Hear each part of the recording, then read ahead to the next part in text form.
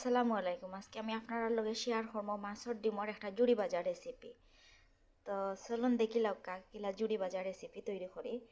সবাই আমার সাথে দেখোক্কা। আমি একটা কড়াই নিছি, দিলাইলাম আমি মাছের ডিম। তখন আমি দিলাইমু পেঁয়াজ পাতা আর কুচি কুচি করে খাটিয়া রাখা পেঁয়াজ আর কাঁচামরিচ।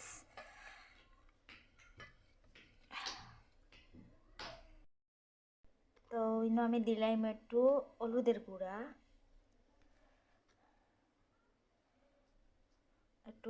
গুঁড়া,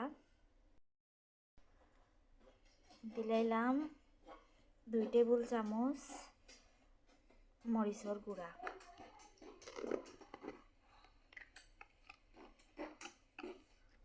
আর দিলাইলাম ধনিয়ার গুঁড়া।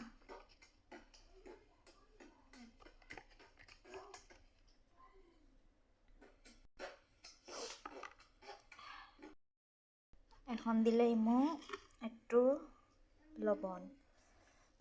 তো লবণটা আমি আধ দিয়ে দিই না, আমি পরিমাণ বুঝি না, আধ দিয়ে দিলাইলাম। এখন দিলাইমু একটু সয়াবিন তেল।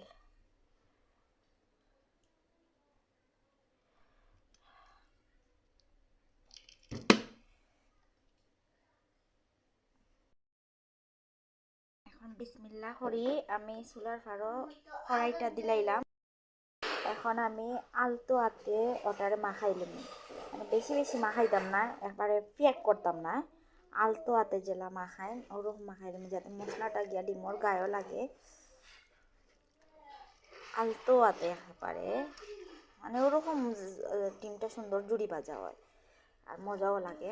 আমি ওরকমও করি, আমার কাছে ওরকমও মজা লাগে জুড়ি ভাজা। আপনার খেয়ে কিলা খাই এটা তো আমি জানি না, কিন্তু আমি ওরকমও খাই।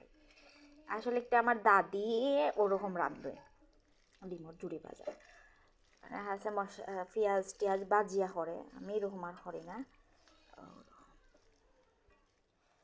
এখন সুন্দর করিয়া আগুনটা ধরাইয়া দিলেন। এখন আমি আগুনও দিলেইছি, অবস্থায় আমি একটু গুড়িয়া দিলাম। আপনারা দেখবা ডিমর কালারটা কীরকম হয় আর রেসিপিটা কীরকম হয়।